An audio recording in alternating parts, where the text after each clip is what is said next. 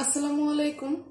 Model academy কর্তৃক আয়োজিত online ক্লাসে প্রথম শ্রেণীর সকল শিক্ষার্থীকে স্বাগতম।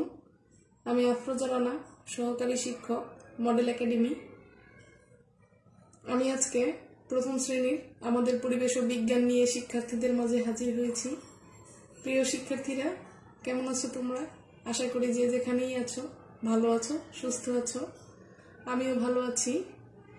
আমি আজকে তোমাদের আমাদের পরিবেশ ও বিজ্ঞান বইয়ের সপ্তম পাঠ বাসগৃহ থেকে প্রশ্নের উত্তর পড়াবো।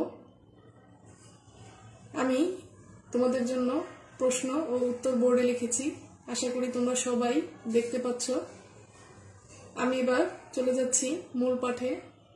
আমি প্রশ্ন ও উত্তর তোমাদের পড়ে শোনাচ্ছি। 1 নম্বর প্রশ্ন, বাসগৃহ কাকে বলে?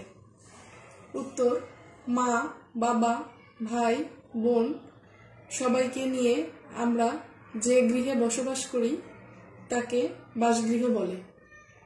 2 নম্বর প্রশ্ন, বসবাসের জন্য আমাদের বাসগৃহের প্রয়োজন কেন?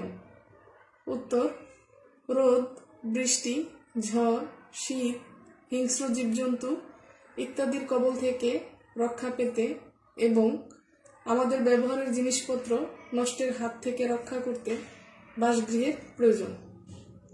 3 নম্বর প্রশ্ন, ঘরবাড়িকে কয় ভাগে ভাগ করা যায় ও কি কি?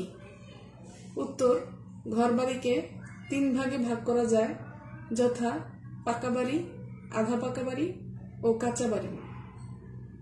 4 নম্বর প্রশ্ন, পাকা বাড়ি কাকে বলে? উত্তর, যেসব বাড়ি ইট, বালি, সিমেন্ট, রড ইত্যাদি দিয়ে তৈরি সেসব বাড়িকে পাকা বাড়ি বলে। তাহলে ছোট্ট সোনামণিরা, এখানে 4টি প্রশ্ন ও উত্তর আছে। তোমরা বাসায় এই 4টি প্রশ্ন ও উত্তর মন দিয়ে পড়বে ও লিখবে। তোমরা মনোযোগ দিয়ে লেখাপড়া করবে। যে যেখানেই থেকো ভালো থেকো, সুস্থ থেকো, নিরাপদে থেকো। আল্লাহ হাফেজ।